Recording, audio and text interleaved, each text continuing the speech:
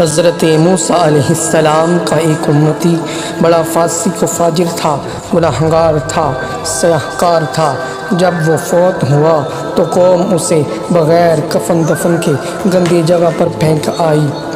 اللہ تبارک و تعالیٰ نے حضرت موسیٰ علیہ السلام پر وحی نازل فرمائی۔ فرمایا موسیٰ، میرے ایک دوست کا انتقال ہو گیا ہے، قوم اسے باہر گندی جگہ پر پھینک آئی ہے، تم اسے غسل دلواؤ اور کفن دفن کا اہتمام کرواؤ اور اعلان کر دو جو بھی اس کی نماز جنازہ میں شریک ہوگا اسے بخش دیا جائے گا۔ حضرت موسیٰ علیہ السلام نے سارے انتظام کیے، نماز جنازہ پڑھائی اور دفن کر دیا۔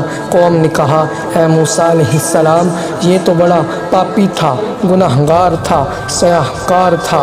حضرت موسیٰ علیہ السلام نے اللہ تبارک و تعالیٰ کی بارگاہ میں عرض کی، یا اللہ، قوم ایسا کہتی ہے۔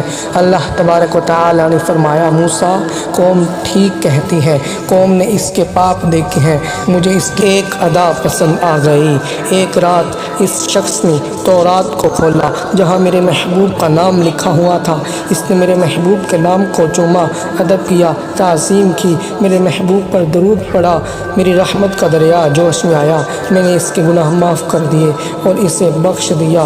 حضور صلی اللہ علیہ وسلم کے نام کے ادب کی وجہ سے جنتوں کے دروازے کھل گئے، بخشش کے دروازے کھل گئے۔